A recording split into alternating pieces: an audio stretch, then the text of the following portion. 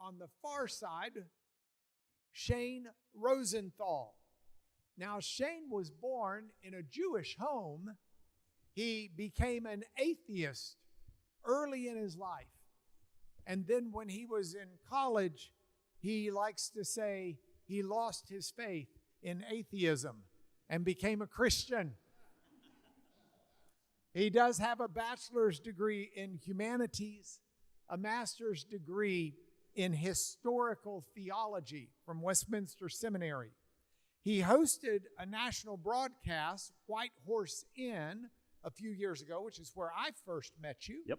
And now he hosts a podcast that I recommend you listen to, Humble Skeptic Podcast, which is his relentless search for truth.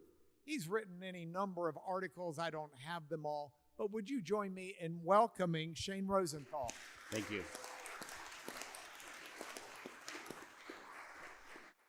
And then we'll skip from the far end to the near end. This is David McIlroy. Now, David was raised in London, but he lives near Bristol, England. He is a barrister in England. The British system, unlike the American system, divides lawyers into solicitors and barristers. The solicitors do all of the background work. The barristers actually go into court to argue in the courtroom. It is the barrister that has to wear the powdered wig. And we did not make David wear his today. David used to be an amateur theologian, but he's moved into being a more public theologian now. You can find him teaching at times at Spurgeon's College in London. I believe he's also lectured here at the U.S. at Notre Dame. Among his books, we've got The Biblical View of Law and Justice. We've got A Trinitarian Theology of Law and The End of Law. He just flew in last night, so he doesn't know what time it is. But would you join me in giving him a welcome?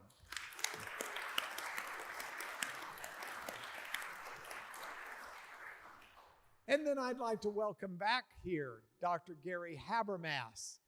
He is a distinguished research professor of apologetics and philosophy at Liberty University. His PhD is from Michigan State University, his master's in philosophical theology from the University of Detroit, and he has dedicated his academic and publishing life to examining the relevant historical, philosophical, and theological issues surrounding the death and resurrection of Jesus. Among his many, many, many books are 2 volumes on the resurrection. One, Evidences, and I mean, these are thick little puppies that could be used as a doorstop if you weren't reading them. Another volume on Refutations on the resurrection. And then he's written Risen Indeed, a historical investigation into the resurrection of Jesus. The Case for the Resurrection of Jesus, which he co-wrote with Mike Licona, and any number of other articles. Would you join me in welcoming back Dr. Gary Habermas? Thank you. Thank you.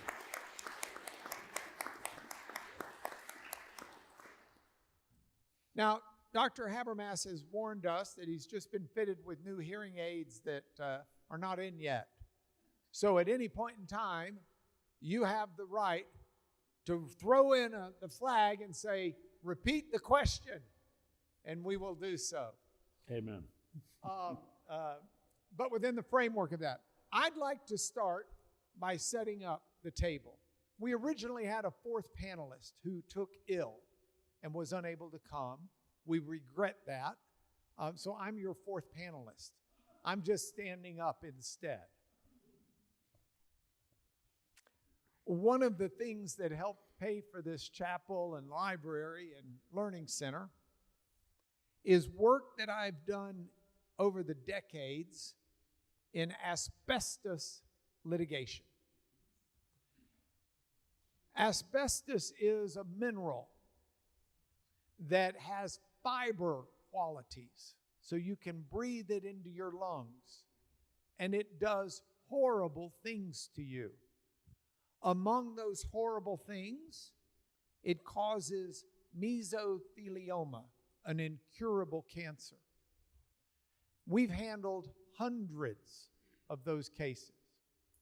I've tried a number of those cases. And any time I have to try those cases, the most difficult part is establishing where the person was exposed to asbestos, because the exposure happened 40, 50, 60 years earlier. And you have to prove that the person had been exposed to specific products some 60 years later. And the second difficulty is you have to prove that the defendant company knew, or in the exercise of reasonable care should have known, asbestos was harmful. And that is something that they should have known, we believe, over 100 years ago. How do we do that? Oftentimes, the witnesses are long dead.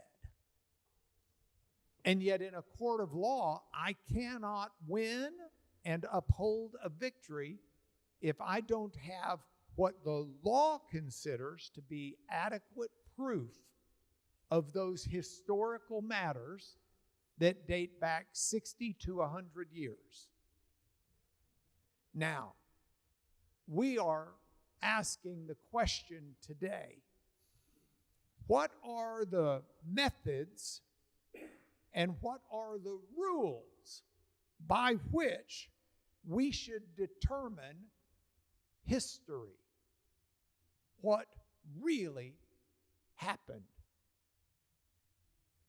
And that's something that's important in a litigation setting, but it's even more important when we're trying to determine whether or not Jesus of Nazareth was crucified, buried, and resurrected.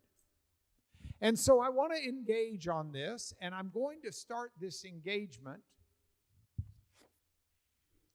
with you, Gary, Dr. Habermas. Would you consider the discipline of history to be a science, a social science, maybe?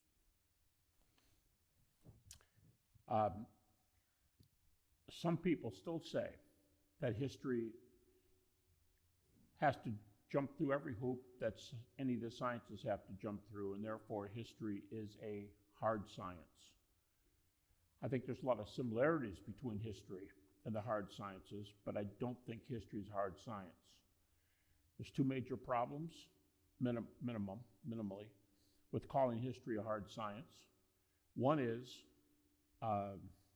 let's go up to Montana and talk about Custer's Last Stand from the late 1800s. And we can't repeat Custer's Last Stand. We can't bring in the Sioux and Cheyenne Indians. We can't bring in Custer's three groups and what happened at the Little Bighorn. You can't repeat it. Now, it is true that there's at least two sciences that can't repeat their data. Geology, of which paleontology is a part, or certain kinds of astronomy, like those who believe in a Big Bang. They can't repeat them. So that exempts them a bit. But, so they're not repeatable, first of all. Secondly, history has to deal in part with internal questions about human beings. Well, in a way, that's law too, because you have to know what they were thinking in this case. Did the owner, in your example, did that person know they were putting something there that could have? So it's an internal thing, and history deals with a lot of internal issues, and the hard sciences are not so much related. In fact, they frequently are not even related to human beings. So I do not think history is a hard science. I do think it's a social science, and some very reputable fields are in social science, such as psychology, which so much increasingly in psychology is done empirically, so they would be close to making that claim. Anthropology, some very major areas are that way, and there's other fields. I think history is not repeatable, and unless it happened yesterday, but even so, you can reenact things, but you can have what about film? There's a question. But for the most part, to make it short, I'd say history is a social science, not a hard science, but it is still a science. And I'll throw this in for fun, a philosophical point. People ought not look down on history and say it's lesser because it's social science, because if you don't use history, you can't do your sciences. Think about that. If you don't do history, you can't do science. So you better respect the historians. All right. So let's take this down to you, Shane. You've got your healthy skepticism, your podcast. I know you know that memories are malleable, that memories are not always fully reliable, even if someone thinks their memory is vivid and accurate. It's always got some internal, it seems, spin or interpretation. Where is the role of memory in trying to do this social science that Gary speaks of? Well, all of us have examples of when people misremember.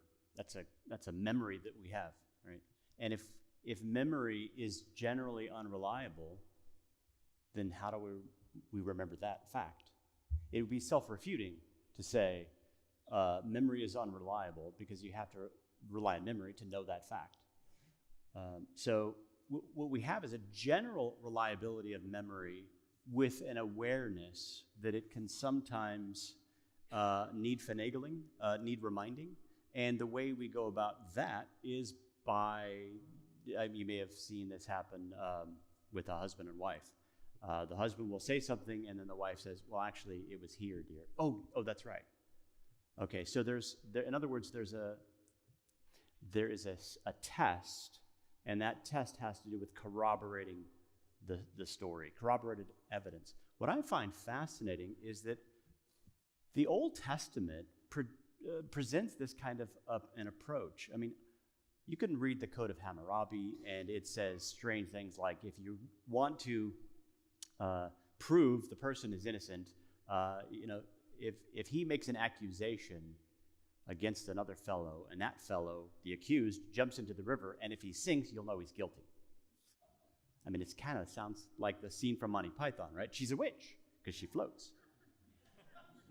Moses, on the other hand, Deuteronomy 19, a charge cannot be established unless it's corroborated by 2 or 3 witnesses. Corroborated testimony is a very powerful thing, especially when the 2 witnesses don't know each other, that's independent. This is what attorneys and detectives look for in a case. They want to make sure there's no contamination. They want to present the evidence that corroborates the main storyline. On my podcast, I tell the story in my founding show, my pilot episode, of my dad who told me a story about being at a bar in Los Angeles in the early 70s where Billy Joel was performing. I'd never heard him tell this story before, but I was asking him a bunch of questions. This is only 3 or 4 years ago.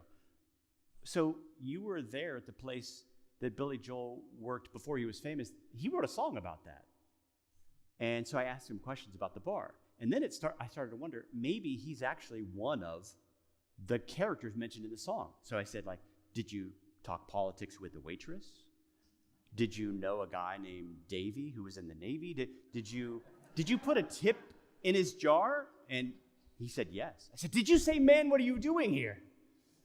He didn't say that. But I found out that there were things he could tell me about that through his 50-year-old plus memory. It happened in 1973. Okay, now then, my brother comes to town. I ask him a question. or I tell him the story that my dad said. And he says, this couldn't be true.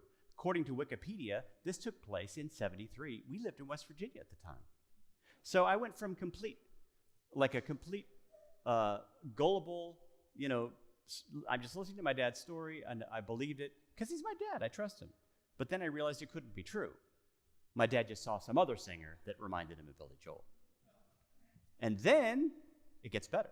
I talked to my mom, and she said, there was that time when your dad went to L.A. when we lived in West Virginia.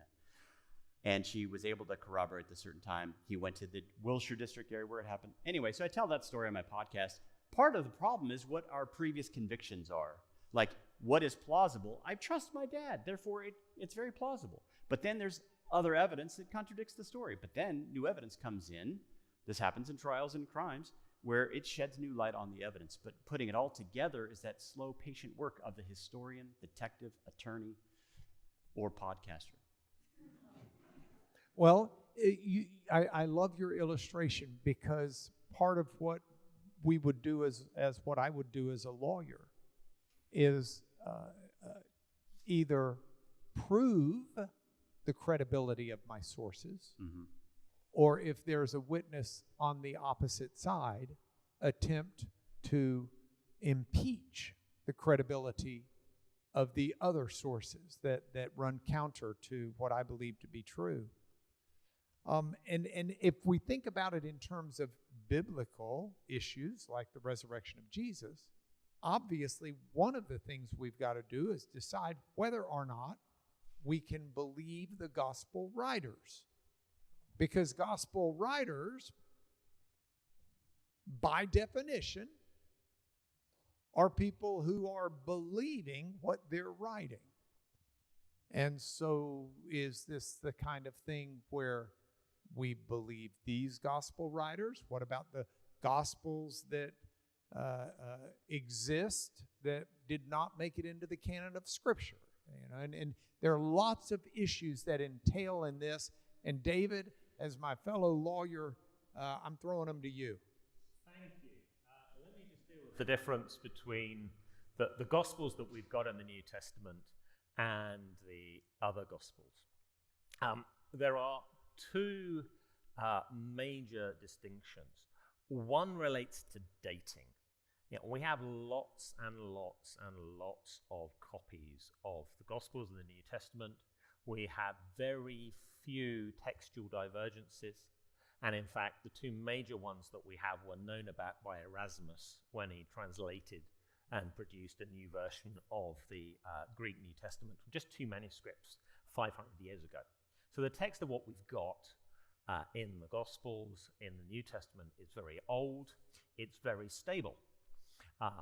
Fortunately, as you can tell from my accent, I live in the British Isles, and in the British Isles we have one library in Manchester which has bits of the Gospel of John from the 2nd century AD, and in Dublin, where I've been a couple of times, in the Chester Beatty Library, they have all 4 Gospels and Acts from around that time. So those are really ancient manuscripts. In fact, biblical scholars over the last century have got more and more confident about the date of the Gospels in the New Testament being within living memory. You compare that to all the new ones that you hear about, the Gospel of Peter, the Gospel of Barnabas, the Gospel of Judas. None of them date from the 1st century. They all date from the 2nd century, 3rd century, some of them even later, maybe medieval forgeries. So there's a real difference in terms of dating.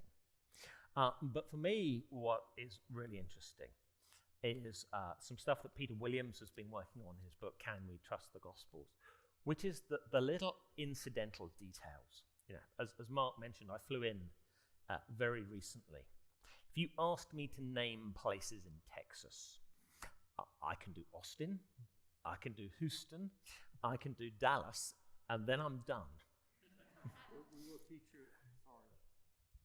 We will teach you about Lubbock later.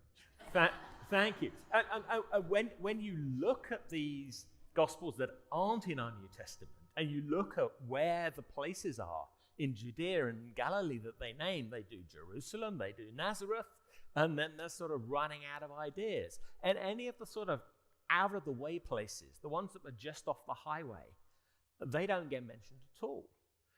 The other thing you find is the same is true with names. You know, my father's generation, there were lots of people who were called Keith or Derek or Nigel. Yeah, go back a couple of hundred years, there were loads of people in Europe called Adolf. Not many now. And when you look again at the Gospels in the New Testament, they have lots and lots of names. The names that they have match up to all the names we can find from the other sources. And the times where I've met loads of Davids while I've been here. You know, we've got David from England, we've got David. So we all distinguish the different Davids. And that's what the New Testament Gospels do. They distinguish the Simons. They distinguish the Judes because they need to. Those are the common names. What do we find when we go to the Gospels that are not in the New Testament? Either they avoid using as many names, just reduce the number of names. Just a few people we'll mention. Or there's one, Judas, the Gospel of Judas, that goes to town on names. But when you look at the names, they all look Egyptian or Roman or just kind of plain weird. They don't match up with what you would expect to find. So the Gospels in the New Testament are older, and they contain the kind of incidental detail that shows that we're dealing with eyewitnesses rather than people thinking about events that happened in a land far, far away. It's fascinating because science teaches and has discovered that among the memories that we hold, one of the first things we forget are names. You will remember events that happened in your life where you can no longer remember the name of the people involved in the event. It is the name that goes first. And so the work that David's referencing from Peter Williams and others at Tyndall House who did it with him, they actually took a database of all of the names that we have from the Palestinian era at the time of Jesus and the gospel events, and they entered them into a computer so that you have this name frequency. And you can put it, and it's very much on a bell curve. You can see those names. Simon and Mary was the most prominent female name at the time. And you can see them on this bell curve. Then you've got the weirder names, okay? But you've got those meaty names, like Judas was a very common name. And so if you then take the Gospels that are the biblical, canonical Gospels, and you superimpose the frequency of names, you will find that they are in a similar bell graph. And the frequency, and you've got a lot of Marys. You've got multiple Judases. You've got multiple Simons. And then, as David has also indicated, when you get those common names, there is what the Wikipedia people would call disambiguation markers that say this was Mary from Magdala, or this was James, the brother of Jesus. You've got indicators that let you know that this not only was an accurate work from that era, but it's got to be early because names go first. But you've still got a credibility issue, because who's to say that they may have been, Matthew, Mark, Luke, and John may have been written with eyewitness testimony, but who's to say that it's accurate? So, do you want to start with that, David, or do you want me to pass that down the road? No, I'll take that one. The point that you make, two of our Gospels say that they were written by people who were Jesus' disciples. Two of our Gospels, Luke and Mark, are not written by people who are Jesus' disciples, which makes you wonder why you'd stick their name on them unless they were written by the people they claim to be written by. Both of those Gospels are what lawyers call direct hearsay. He told me. In this case, Peter told Mark. They're not what lawyers call multiple hearsay, which is he said, she said, that her cousin said, that somebody down the road said, you know the kind of thing. So that makes them admissible evidence. They're the sort of thing that we can say, okay, well, we need to start interrogating these things. And then we need to ask ourselves, okay, how likely is it that these people are recalling things? Now, let me give you 3 different examples of how memory fades. If you ask me what Christmas presents I got in 1993, I have no chance of being able to tell you, because apart from, the time I got that first computer or the time I got that toy I really wanted, I'm afraid, Mum and Dad, I just don't remember the presents that you bought. But if you ask me what the weather was like on the 30th of July 1994, I can tell you it was bright and sunny. I can tell you it was in the upper 90s. I can tell you I spent the first part of the afternoon in a church. They were out for dinner with a lot of my friends and family. And then I drove for 2 hours through the night to get to another hotel. I remember all those things because the 30th of July 1994 was the day I married my wife. Now, the recollection of that day remains vivid because of the emotional impact of that day. People forget what you say. They never forget how you made them feel. And one of our most powerful emotions is shame.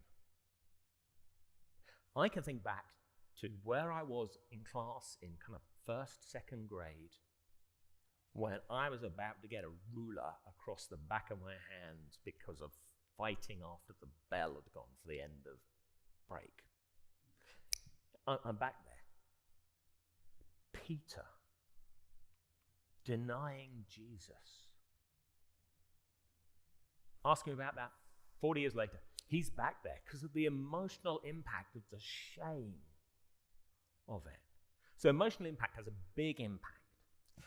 The other thing that has an impact is how often we are asked about the event. Now we know that little details shift as we retell things. But if you were to put me in a room later this afternoon and ask me to write down a record of what I teach in my introductory class in banking law, I could do it without any notes and almost in real time.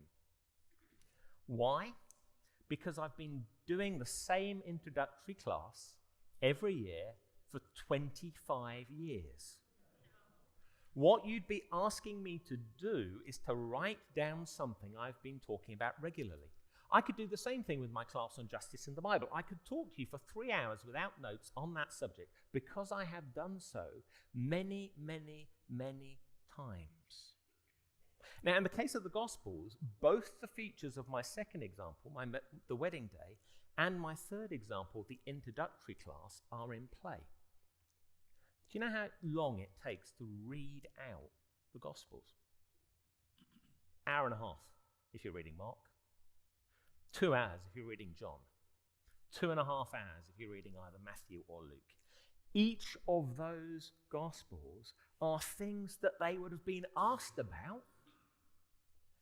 The writers, the primary sources, they'd have been asked about that time and time and time again in the intervening period between Jesus' resurrection and when they're finally committed to paper. It's not like somebody finally came along to Mark and said to him 30 years after the event, for the first time, hey, you know that guy Jesus? Do you want to think about whether you can remember anything about him? Given how short they are, how within an oral tradition people have been used to talking about this, I think we can have a high degree of reliability that what we're getting is reliable recollection. Okay, but Gary, we live in a postmodern age. We live in an era where people will readily just dismiss something as fake news, fake truth. You ask someone for proof, it seems adequate to say, oh, I can't give you the proof. It's been hidden by the deep state. or somebody else. Is there still a valid concept of history in the world today? You're at Liberty. You see college students all day long. Every day you walk to campus, you would see a drove of them. Is history still a legitimate, accurate accounting in the mind of the modern person? Yeah, let me start on your postmodern question. Those two big books he told you about are the first two are 2,000 pages. So I'm not going to be able to cover 2,000 pages. But in volume 1, I do have a chapter on history and postmodernism. What about people who say exactly that? And book 2 has individual theories that come from it that they can dismiss the resurrection with. We have to, now David started, and I think what he's been doing is a good way to lay the groundwork for this. First of all, I'll just tell you conclusion. Postmodern historians, they can do that. They can say, oh, I can't. Oh, there's something there, I just don't know what the data are. I saw this somewhere, I don't know where it is.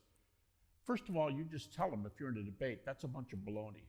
If you cannot produce the sources, don't sit here and tell me you know this and that and this and that. You're going to yell at me for sources and you don't have any? Just as logic, you put up or shut up. And we have the data. Now, I think the Gospels are great. In this first volume, I forgot what it was in printed, but manuscript, 200 pages on just only the resurrection chapters in the 4 Gospels plus first 11 verses of Acts. And I give multiple evidence. A lot of people don't know there are multiple sources behind, well, I won't say multiple behind each, but at least one source, sometimes more, behind each of the Gospels. We don't know that as a rule in our culture. There are reputable sources, which, for example, 2 agnostic British New Testament scholars, now one passed away in 2014, the other one's still alive. Because of the stuff we have backup, one of them, both agnostics, one of them puts Mark in 37 AD. The other one puts Mark before 40. You go, oh, well, I can cut this down real fast because one of them was a PhD professor for the other one. That's true.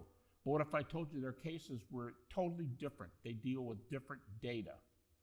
And they both put Mark in 37 to 40 AD. The second one, who passed away, you can read his writings, he puts Matthew in 50 AD, way before the skeptics today do.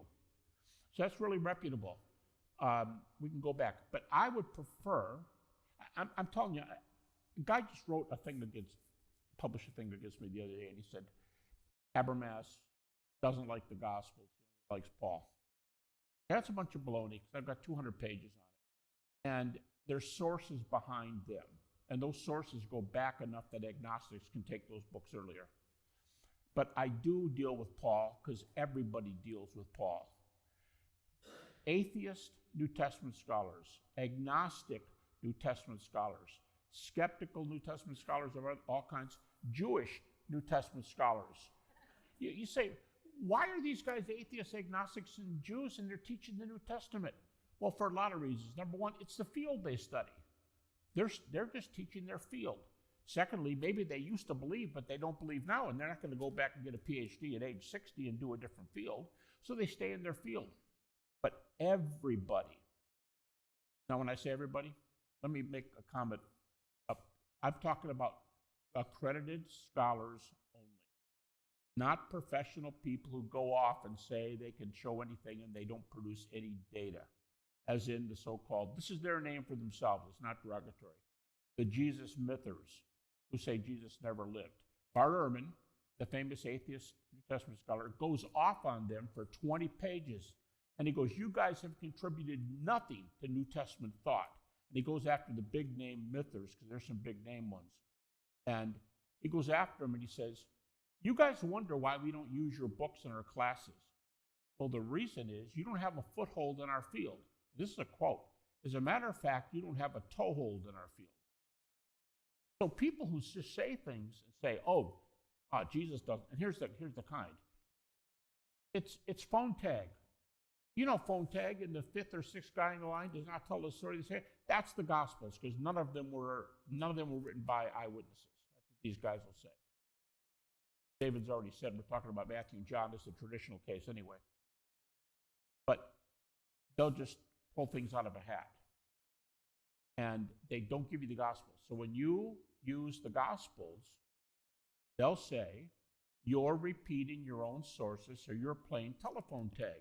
Give me other things. Bart Ehrman, the atheist New Testament scholar, says, listen, let's just get something clear. I don't say, I'm an atheist, I don't say something is true because it's written by a gospel writer and they're eyewitnesses. I don't think any of the gospels wrote the four, any of the eyewitnesses wrote the four gospels. This is Bart Ehrman. I don't think any of them did. I don't even think they're good sources. But there are a number of things they're really, really good on. And that's what I'll be talking about tomorrow. It's the things that are really good that can establish the resurrection. I mean, just give you a dumb example. A lot of lawyers here on campus. And there's a car accident right out in front of this place. And a red car hits a green car. And you're looking at 3 or 4 eyewitnesses, and it just happened. And they tell the story a little bit differently.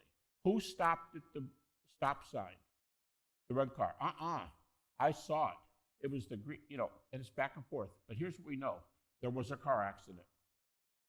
And there are a lot of major things you can pull out, even when there are contradictions. And many court cases are won, I'm just guessing, but many court cases are won when there's smaller data that are disagreed among the people, but we want to know the big one. In this case, was there a car accident, and who's the probable cause?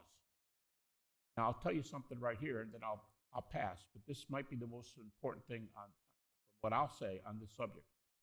Most common objection to the gospel of Christ, I'll define the gospel, is our commitment to the person whose deity died on the cross for sins, rose. Deity, death, resurrection. Deity, death, resurrection. I mean, what about the empty tomb? I mean, what about the burial? A lot of people say death, burial, resurrection. Burial is only in a few of the definitions of gospel. These 3, deity, death, resurrection. The number one objection that critics have made since a guy named Friedrich Schleiermacher, 1799, the beginning of German liberalism. This is the heyday of going after Christians. And the guys who are going after them are scholars. These are the guys Bart Ehrman is going to respect, not the guys who say, oh, you can't use the gospel. You're playing phone tag. The most common objection from Friedrich Schleiermacher, and just before him with English deists, all the way up to today, is this one. You can't show your gospel facts are true, deity, death, resurrection. Can't show they're true because there are so many discrepancies in the gospels that you can't use those books. You got 2 problems. You're using your own sources, and they're garbage. All right. We can deal with you're using your own sources, that's a joke. By the way, this is a footnote. About 10 years ago, I was asked to write an article for the Washington Post on Easter. 5 or 8 reasons I believe in the resurrection of Jesus. So I gave them, because I knew they were going to make this objection first. My first paragraph says, some of you are going to say he's quoting the New Testament and therefore it's illegitimate because he's quoting a friendly source. I want to start and tell you this. I'm not quoting the New Testament per se. I'm only using data that the roughest atheistic New Testament scholars with PhDs in New Testament or related field, I'm using facts that they believe. I'm not quoting the Gospels per se. I'm using certain facts. And the article came out on Easter, and a whole bunch of letters started pouring in. And when I started reading them, they were really depressing, because about the first 50 of them, there were maybe 2 good ones, and a bunch of these mythers going off.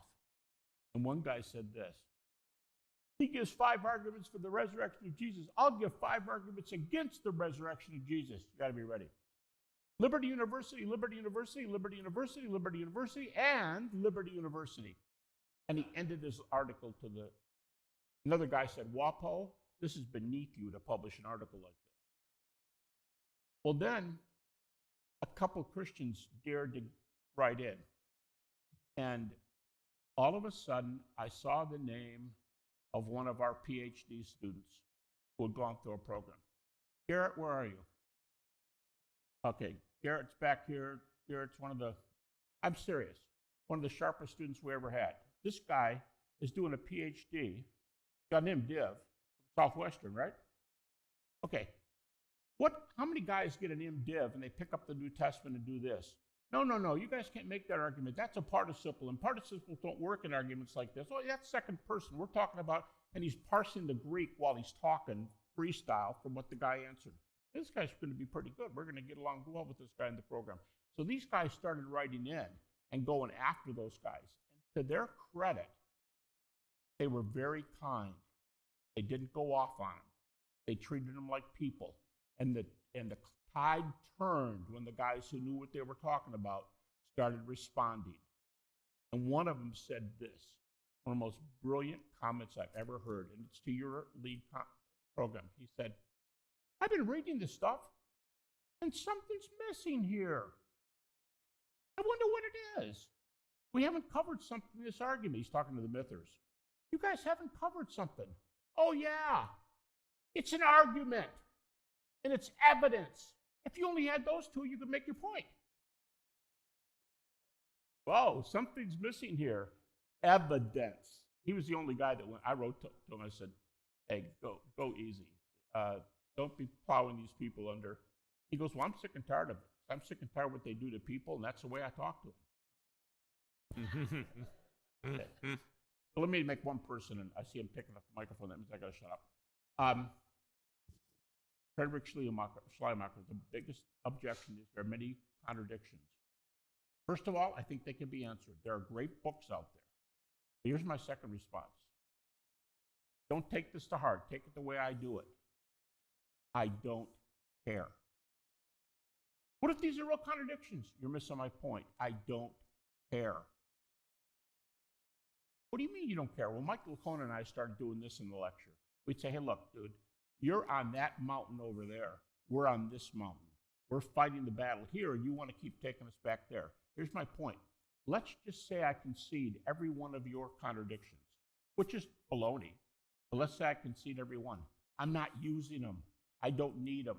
I'm using points that everybody concedes, even the atheistic scholars. So your contradictions are irrelevant. In fact, ask yourself, why do critics think there are many, many contradictions and they still use the New Testament where it gives good evidence? Like the spider that runs across the web and it knows which ones to step on and which ones not to step on. They know which facts to use. Why can't we do that? So the stakes thing is nothing. The way they do it, they have to come after us on the center, and they almost never do. All right, thank you. You'll get a full dose of this tomorrow night. He's just getting warmed up. I don't get me warmed up. Shane, one of the things that I found interesting is the way you use a comparison of trying to authenticate a work of art. Would you explain your thinking on that? Yeah, I've done this on in articles, on podcast episodes. You think about the way you might have a Monet family, or at least that's the story. And you go to sell it, no, they're not going to just take your word for it. You may have grown up in the family where you just believe the story. This is a Monet, and it's in a safety deposit box kind of thing. Believe the story, it's the family lore. But then it comes time to sell at Christie's, you have to have it authenticated. Okay, you know what Christie's won't do is they won't listen to you self-authenticate the painting.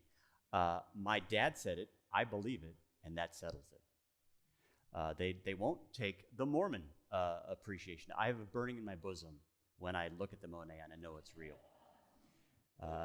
When I go and I interview people on the street, I do a lot of man on the street, and I'll interviews and I'll talk to Christians, and I'll ask them, what is faith? And they'll say, faith is a blind leap. The overwhelming majority say it's a blind leap, it's a feeling, it's an intuition. All those things don't work, though, when it comes to authenticating the Monet with Christie's. What does Christie's do? they are going to do the kind of thing that we've been talking about here, looking at the details of the piece of art. You know, they're going to look at the canvas. Is it authentic for the period? The oils. They may evaluate the signature. They're going to look at the provenance. What do we know about the history of where this particular artifact has been? We can't do that kind of a thing with the Gospels because we don't have the original manuscripts, but we can look at the details of the words and see how they line up. So when we evaluate some of the things we've been talking about, the names, not only are the names right for the period, but they're actually in the right order. Like you have the most popular names, the top 10 most common names from a database of 2,000 something names in ancient Palestine. And you know what? When you look at the most frequent list of names, when you compile all the names in the Gospels and Acts, it turns out the lists are very similar. You can't make that up. There was a New Testament scholar named Gerd Schroeder who complained when Richard Bauckham wrote his book, Jesus and the Eyewitnesses. He said, you know, the Gospel writers may have written the Gospels to give it realistic effect. Kind of like if I'm writing a story from the 1800s, I'm going to use older names like Gertrude, right? But could you get the most common names of the 1800s in the right order? And that's what Richard Bauckham responded to when he wrote his second edition. He responded to that complaint. He said, you know, the fact that they get them in the right order, no one knew what the total number would be when you combine all four Gospels. So it's that kind of a thing. Another example I like to give is the wedding of Cana story. It sounds like a mythological, story. Normal rabbis, I was raised Jewish. I never saw one turn water into wine. So when you look at the story, you say, perhaps we can ask questions of the text, right? When you do ask questions of the text and you look not at the foreground, but the background, and you find little details of things mentioned, like there were 6 stone jars used for the Jewish rite of purification. Okay, there's a little reference there to something claimed to be real. It turns out historians and archaeologists have actually found a lot of these. They're rare, though, because most of the pots that we have are clay. Turns out the Jewish period, of the first century anyway, they would make these stone jars because they couldn't be made unclean. If you made a jar, and if a jar got unclean, you'd have to dash it to pieces. It got expensive. But the stone jars had to be made with a lathe. It was an expensive process. We only find them in certain areas around the time of the first century, up to 70 AD. And we find them in Jerusalem. We find them in Cana. In fact, we find them in both cities that are claimed to be the city of Cana. It's one of the two. But both of those locations have these stone jars. So the thing that John mentions, he's the only one that mentions this kind of thing. We have lots of these jars in in various museums. We don't have any literary references to them except for John's Gospel. He's referring to something that can be corroborated. So we talked about the ups and downs, the geography, the names, botanical information, architectural details. All these things help us to see that these texts are not fiction. They are describing real historical events. And that's the way that a trial attorney, I think that's the way you might pursue evaluating, authenticating witness testimony in a court of law. And that's, I think, the thing we need to do is we evaluate the details of the Gospels. And when you take that skeptical approach, like let's just look to see if it's real, I think it gives you hope. The kind of skepticism I encourage is that curiosity. Look at the details. Open yourself up to whether or not this is true. This is what we would like the Mormon and the Muslim to do, and I think we should do it with our text as well. But when you do it, the Christian faith transcends all other faith options because it's so grounded in reality. That's a wonderful lead-in to a comparative question of sorts. So, David, I'll come back to you as my lawyer here. You have argued that the resurrection of Jesus and the claims made by the gospel writers and by Paul very substantially from the claims of Islam and Mormonism and the founders of other religious faiths. Would you explain a little bit about what you've said in that regard? Yes, so Christianity has been, right from the moment that Paul wrote 1 Corinthians 15 in about 54 AD, based on the historical death and resurrection of Jesus. You know, as Gary said, you know, deity, death, resurrection, that's the deal. And if the death didn't happen or the resurrection didn't happen, then we are to be more pitied than everybody else. So we have that claim. It's a historically verifiable claim. It's a claim which is supported by multiple sources. Gary says he doesn't care about the discrepancies in the gospel accounts. I actually do care. I care for the reason that Frank Morrison, who wrote Who Moved the Stone in 1930, cared. I care for the reason that Charles Foster, who's another English barrister, wrote a book called The Jesus Inquest, cares. I care because if you have 4 witnesses who say exactly the same thing, they're making it up. It's an insurance scam. It's a fake car accident. If we had no discrepancies in the Gospels, the Jesus myths and others, they would come along and they would say, you've only got one source. So you can't have it both ways. You've either got discrepancies, in which case you've got independent accounts. And here's what's really interesting. When you look at the Gospels as a whole, that there's a lot of evidence in relation to Jesus' teaching that Matthew, Mark, and Luke line up.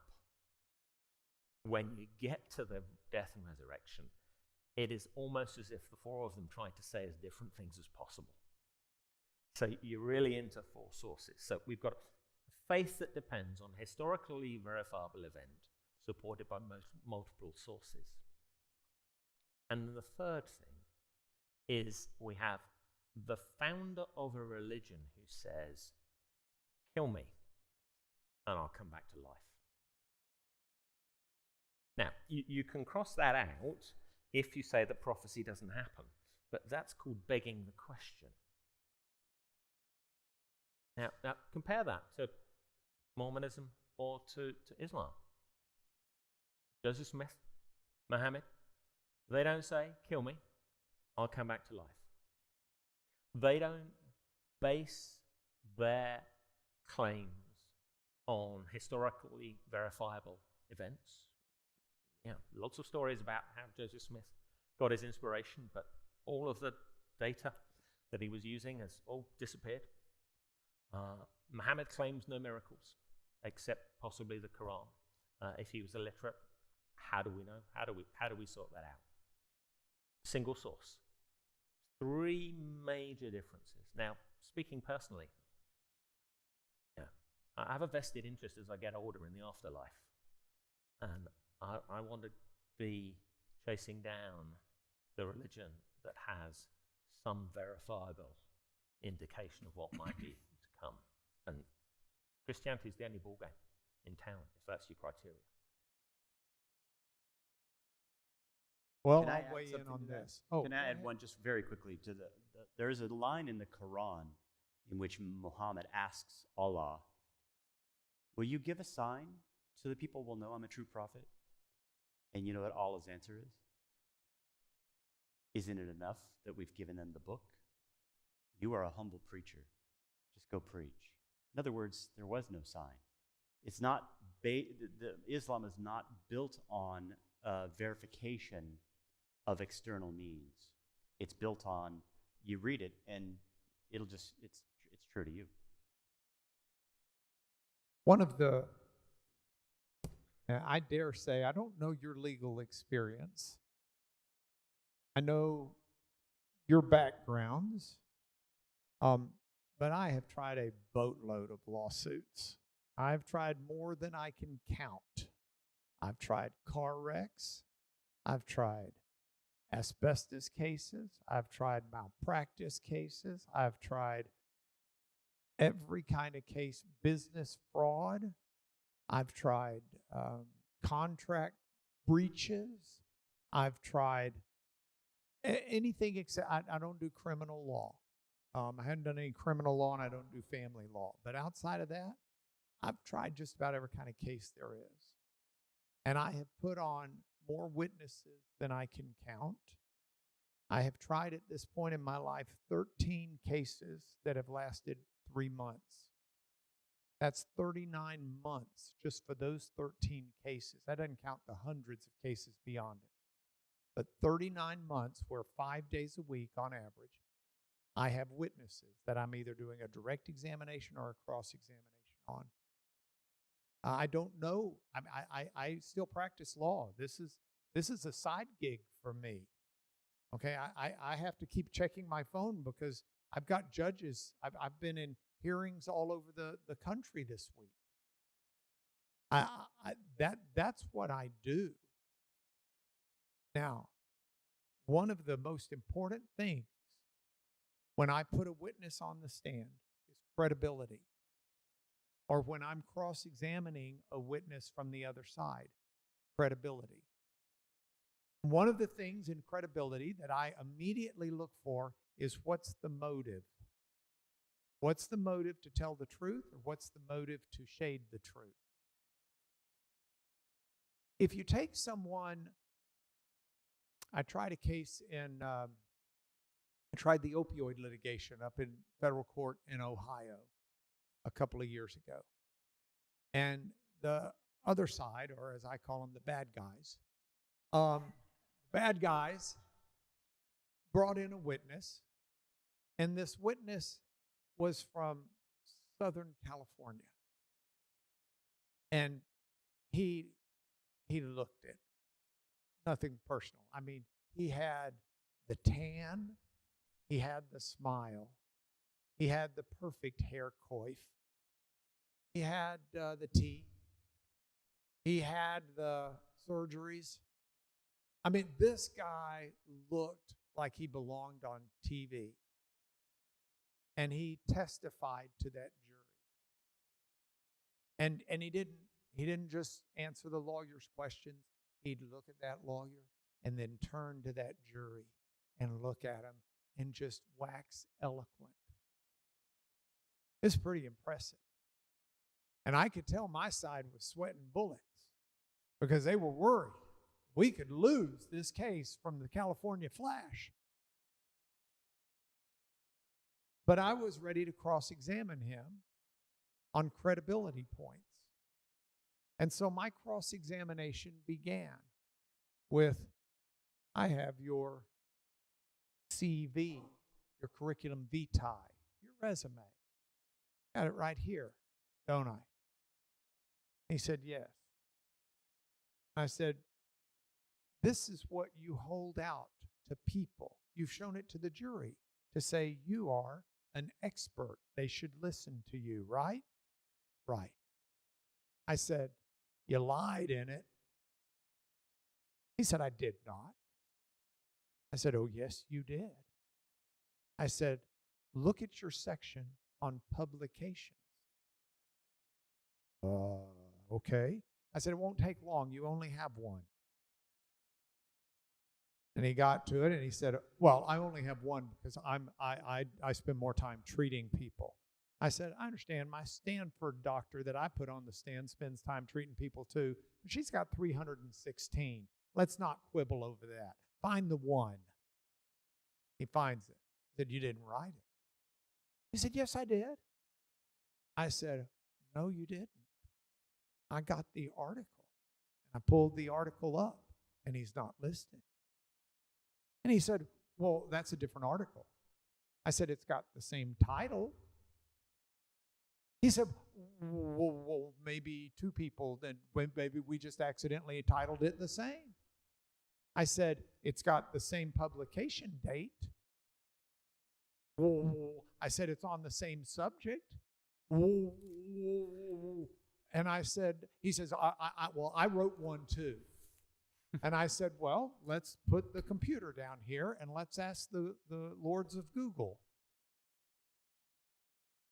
Doesn't come up.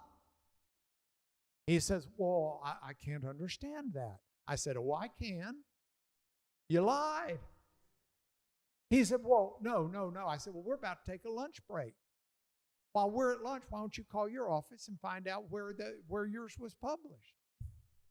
Well, I mean, people may not be at my office. I said, I thought that's what you have is an office that treats people. And the guy's a charlatan on this issue, in my opinion. And the jury didn't believe a thing the guy said. So when I look at the Gospels, one of the things that I have to ask is a credibility question. And that credibility question entails what these gentlemen have said, but I put it into a little different framework.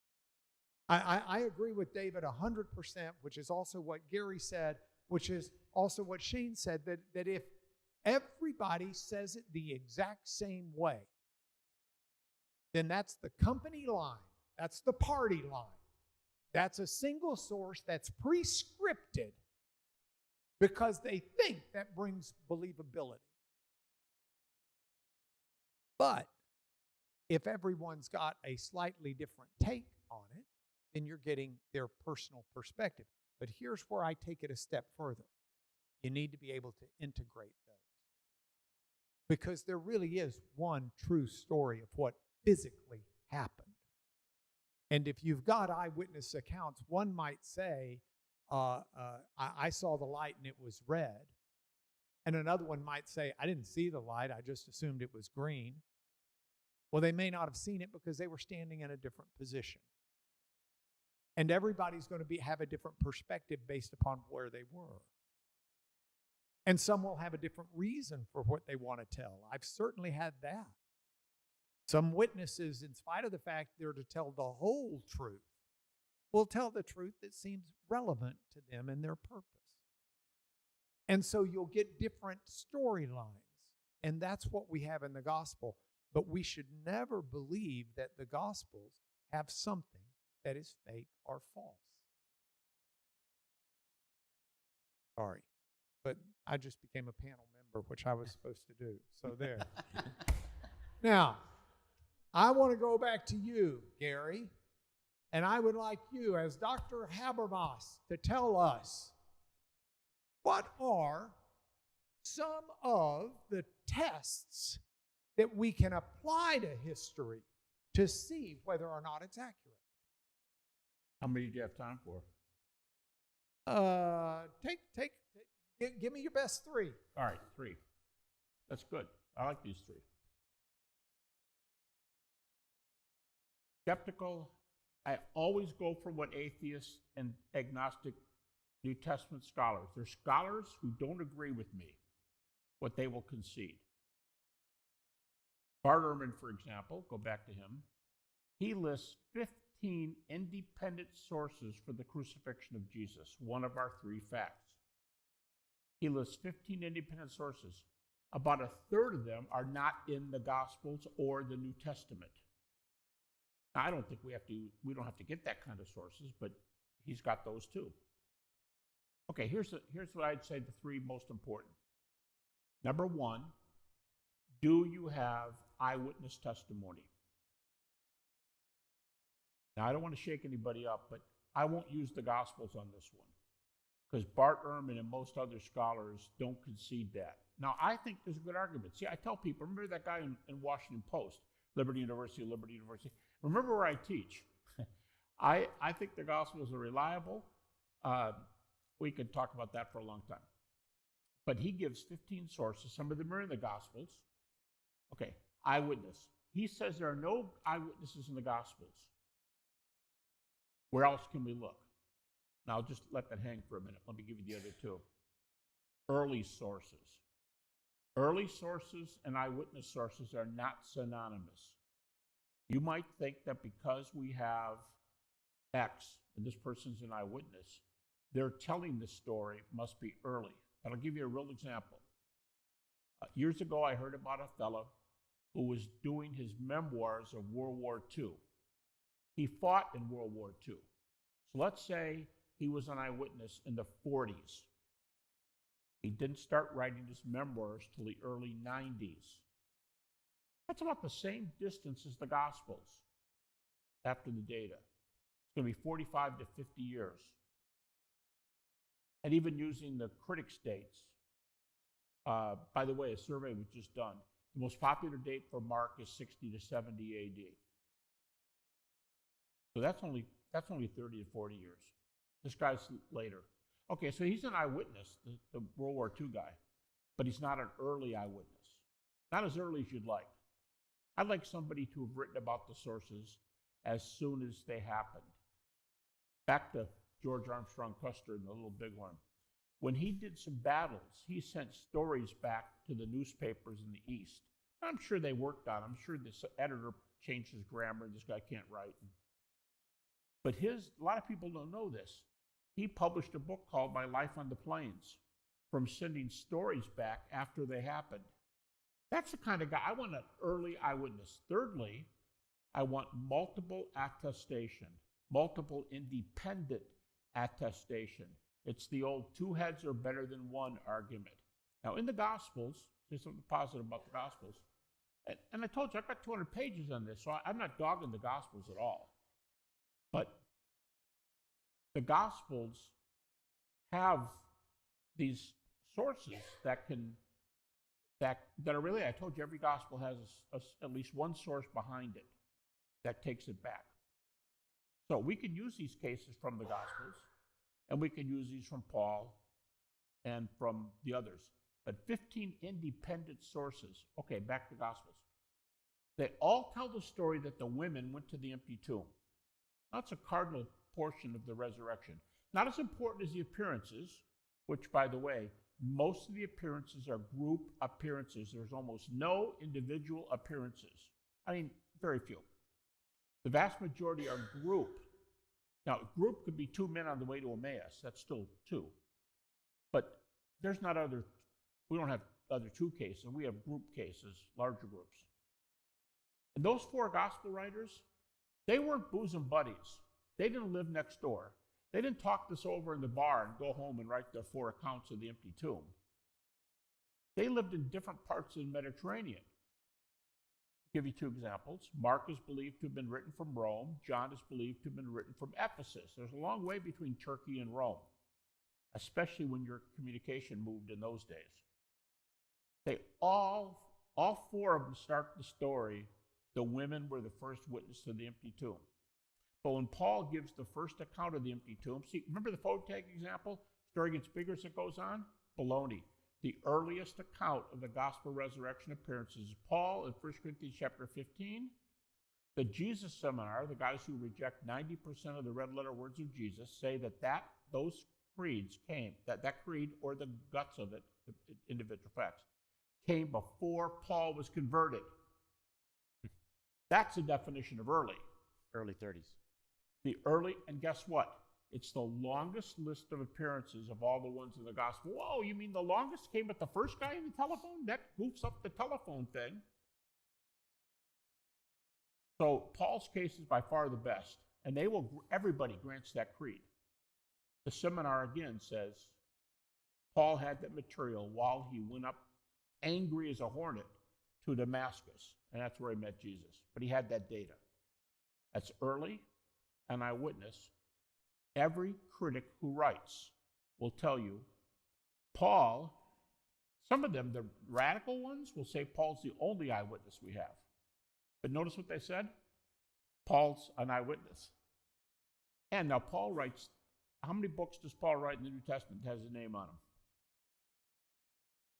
Somebody just yell it out. How many books have Paul's name in the New Testament?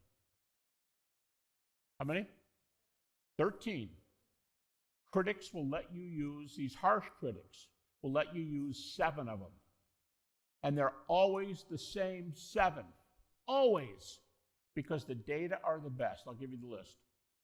Romans, 1st and 2nd Corinthians, Galatians, you got the first 4, then you skip a little bit.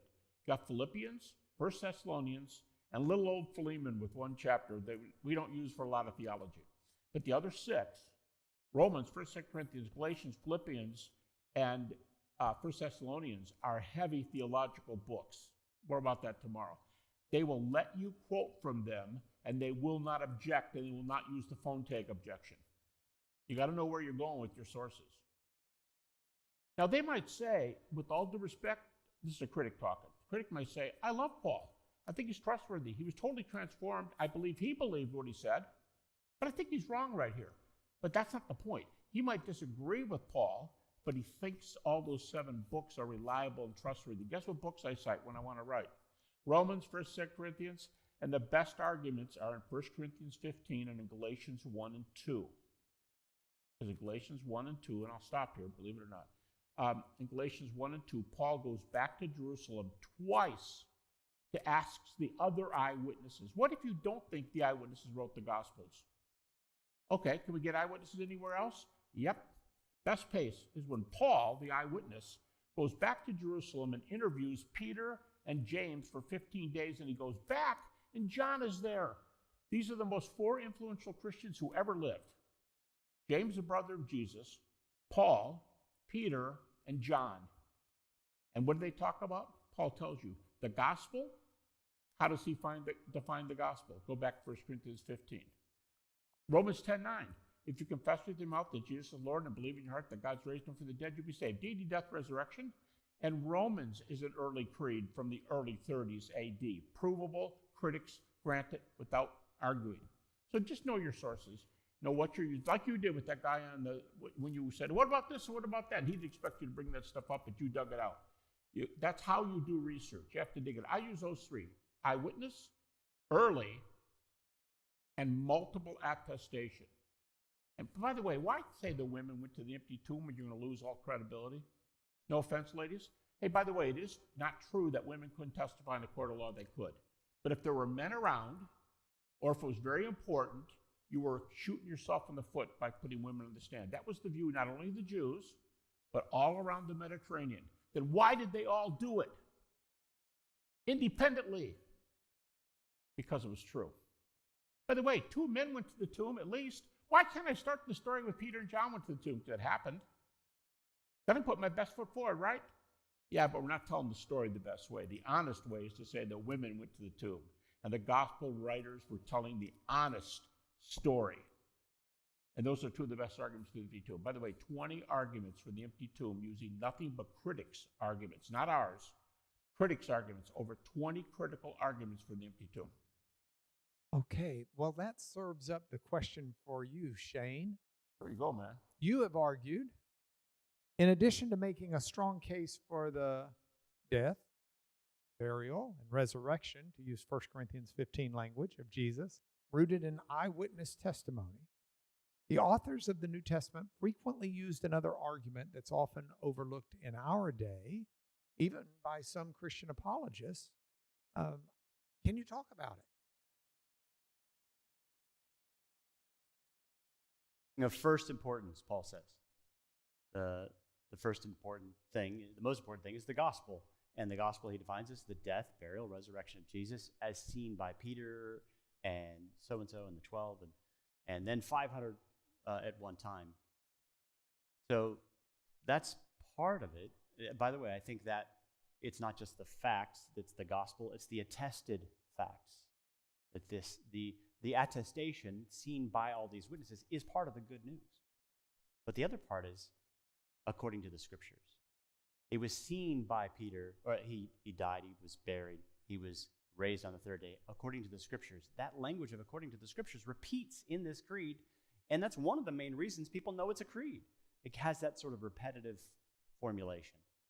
Well, if you look through the preaching of the book of Acts, this is what they're saying over and over again. Wherever they go, the apostles are saying, we've seen with our eyes that which the prophets foretold. This is my own conversion story. This is how I left sort of my secular Jewish background and atheism, stumbling on a text like Micah 5:2. Out of Bethlehem shall come the one whose origins are of old, who's from everlasting. I'd seen the Christmas specials. Jewish kids, watch the same channels. That passage goes on to say he will be great to the ends of the earth. I didn't know anybody else from Bethlehem who was great to the ends of the earth. I read Micah 5:2. I read Psalm 22. They pierced my hands and my feet. The rabbis I talked to said, I don't know what that is. Maybe bows and arrows. Isaiah 53 has that same piercing language. He will be pierced for our transgressions. That's also in Zechariah. they will look upon me, Yahweh speaking, me whom they have pierced, and it will cause an outpouring of grace. Zechariah 12. So all those kinds of themes, and when you look at all the specific Old Testament prophecies, it doesn't just describe what the Messiah will do, it also talks about the effects on the world. He will be great to the ends of the earth. Isaiah 53, right before it, the earlier chapter, his salvation, chapter 52, will reach to the ends of the earth. So when you look at the early church, people like Augustine and Eusebius, they use this argument. They say, this is so clear, it was written in advance, it's clear to Jews and to Gentiles. All men should be convinced of these things, the divine nature of these scriptures, because of the way, like Augustine will say, look around. It's, even the blind can see the fulfillment of these promises. He refers in one passage to the piercing of the hands and feet, Psalm 22. Look at the end of that. All the nations come and worship before Yahweh as a result. So that's the missing component, I think, that we should reconsider, that, it's an argument based on foreknowledge. So God is omnipotent. So sometimes people will say, if you want me to believe in God, why doesn't he just show up and, float and turn out the sun? All those kinds of things you see in the movie Oh God. George Burns is going to prove that he's God. Lights go out. Well, God can do these kinds of things. He can prove himself because he's God. He has all power. But if you look at Isaiah 40, he says, can the dumb idols speak a thing in advance? And then what does Yahweh do? He starts speaking things in advance, starting in the servant songs, starting with, I will call Cyrus to liberate my people from Babylon.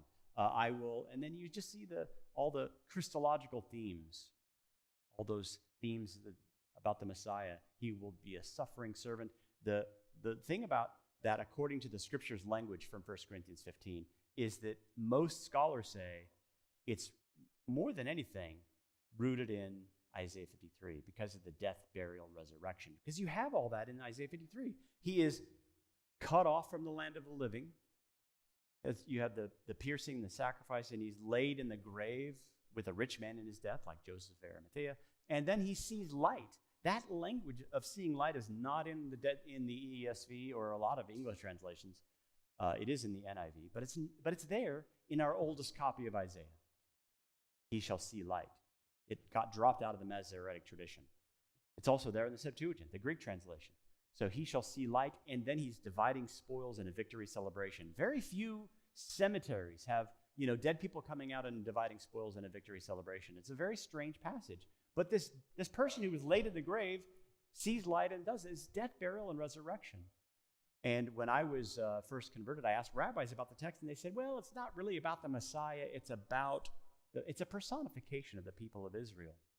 But then, after a couple of decades of studying, I found ancient Jewish commentaries on it where it calls that suffering servant the Messiah. And so it's just wrong. There are passages in the Dead Sea Scrolls that allude to Isaiah 53, and it calls it the divine Messiah. So, very convincing argument that this was written in advance. That's the only way. And this is where we shouldn't use the language of proof, but we should use the language of what's the inference to the best explanation? How do you explain these passages? If you're talking to a non-Christian, ask them, what do you think is the best explanation for this text of Isaiah? I think it's at least a good conversation starter. Well, Isaiah 53 is painted in that montage right up there, the lowest one, double panel painted. But we're drawing this to a close, and I'm going to put the last word to Gary, but before we get there, David, I want to ask you something. And I'm doing this cold, okay? But you're a lawyer. You can handle it, even without the wig. You ready? I'm ready. A lot of people say, and it's exactly related to what Shane has just said, a lot of people say, but it's impossible to rise from the dead. It just can't happen. What would you think if I told you the only accident I've ever been involved in as a driver of a car was caused by an alien? An alien. Would you immediately dismiss that claim, or would you ask me some follow-up questions? What would you do if I told you that my wife was also in the car when the accident occurred? You'd speak to her. I mean, there's Gary's point about multiple sources. She's not as independent as you'd want, but she was certainly there as a source, and she can corroborate my story. Because if you ask some questions, the sort that Mark would ask to just see if I was making it up, you'd find out that close to where we used to live, there was a mannequin shop. And when the shop was open, they used to put the mannequins from the shop outside on the sidewalk. Now, I drive past this shop many, many times. There was the Native American, there was the cowboy, there was the knight. The other mannequins I was familiar with. And on this occasion, I was in a line of traffic going really slow, 2-3 miles an hour. And there was a 6-foot-high mannequin of a Rothwell alien. You know, the one with the grey, with the big black eyes? And this mannequin was smoking a cigarette. I was fascinated. I was like, over here. The car's here. Somebody steps out of the sidewalk in front of the car, 3 in front of me. First car stops, second car stops, third car stops. I'm still looking at the alien. Bang, bang, bang, bang, bang. Now, fortunately, we were going so slowly, we didn't hit the pedestrian. Now, I tell you, bit interesting when I got rung up by the insurance company. Cause of accident, alien smoking a cigarette. Now, what's my point? Now, if my wife were here, you could ask her and check the story. My point is, just because something is unprecedented or seemingly impossible doesn't mean we should dismiss it out of hand. It gives us a reason to start from a point of skepticism. But if we ask the questions and our initial doubts are adequately answered, then we can come to the warranted conclusion that the completely unexpected fact, whether it was the tornado, the tsunami, the alien smoking a cigarette that caused the car accident, did in fact occur. It's tempting to use that Sherlock Holmes line that John Montgomery loved so much. If, having eliminated all the impossible, you've got one explanation left, then however improbable it is, it's the only candidate left standing, and therefore it fits with Shane's classification of the inference to the best explanation. It's the one you have to go with. Especially if it was written in advance. Yeah. I would, first of all, that's a really good story. I really like that story. I'm just going to be candid. I got a buddy who had a car wreck because of an alien smoking a cigarette. I'm going to remember that one. Second of all, I find it intriguing that so many people were willing to give their life up for this. Yeah. And we didn't cover that at all. And that includes Paul, the earliest account. Ultimately, we know that Paul would die a martyr's death, but even before he died it, by his own account, he almost got whooped to death and had innumerable tragedies befall him. And understand, Paul was a man of great wealth. His family at least was. You don't get to be a citizen, not just of Rome, but a citizen of Tarsus, unless you've got solid money, because it's an expense matter if you're a citizen of Tarsus. We know this from independent sources. Paul would never have been the select student of Gamaliel. Gamaliel would take one student at a time. He would not have been that student of Gamaliel if he hadn't had money and connections. So here you've got a fellow who's the bon vivant, who's the acting attorney general, if you will, for the Sanhedrin, who's going out to do the arresting, whose active involvement in this is profound.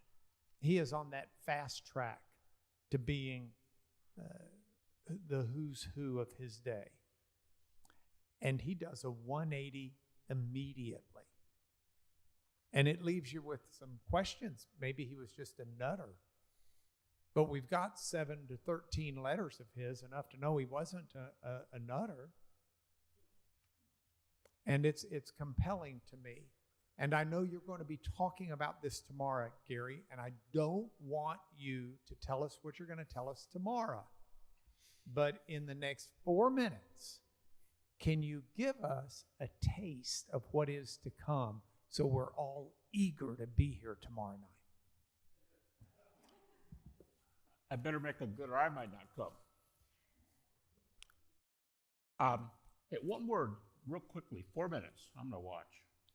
4 minutes. Dead people don't rise. That is probably the most common comment you're going to hear. Here's a new one for you. That view, let's take atheistic naturalism, the philosophical position of from which it comes. Just tell them this. They're running their mouths about our evidence, 20 evidences for the empty tomb alone, 15 independent evidences for the crucifixion by their standards. They're telling us our evidence is not enough. Ask them how they prove their naturalism. Tell them until they prove their worldview, you don't have to use their comments. I'm going to tell you the best secret in the universe philosophically on this subject. You can't prove naturalism's true. You can't prove naturalism's true. There's a lot of the best naturalists who say so. Admit it. Then stop your stupid arguments where you put something that hangs out there against dozens that we use. Okay, tomorrow. My argument for the minimal facts argument is, and take me the right way when I say that stuff. I don't care what the discrepancies are. I mean, it's not going to hurt my argument. That's what I mean. Okay, tomorrow I'm going to use sources you already heard a little bit. Only the sources that skeptics will use, using Paul's 7 books, other texts that are not in Paul, but they're multiply attested, independently attested. Bart Ehrman says in Galatians 1, he says probably the best evidence besides Paul, the second best evidence we have from eyewitnesses or close to it is in Galatians chapter 1 when Paul talks to Peter and James about the gospel. That's the best kept secret for us. And by the way, those 4 guys, Peter, James, John, and Paul, we have first century reports of the martyrdom of 3 of the 4 in the first century. Okay, so I'm going to use those sources, just the sources which critics allow, and I'm going to say I can argue for the truth of the deity, death, and resurrection of Jesus using their sources alone. Then if it's true that the gospel is the word of God, and we have answers to the discrepancies and everything else, then we have a whole new case that's based on ours. But I'm saying they lose on theirs alone. So I would call this a heads I win, tails you lose argument. Either way, you pull it off. And be cocky. See, I have other arguments. I don't have sources right now. Baloney. You either put up or shut up. And using their sources alone, we can show the resurrection happened. Then when we get all our sources, it's not going to be a ball game. So that's the argument tomorrow. Using their sources saying Jesus was raised from the dead, his deity, death, resurrection, the gospel is true, using what they say is early eyewitness multiply attested. Would you join me in thanking these panels?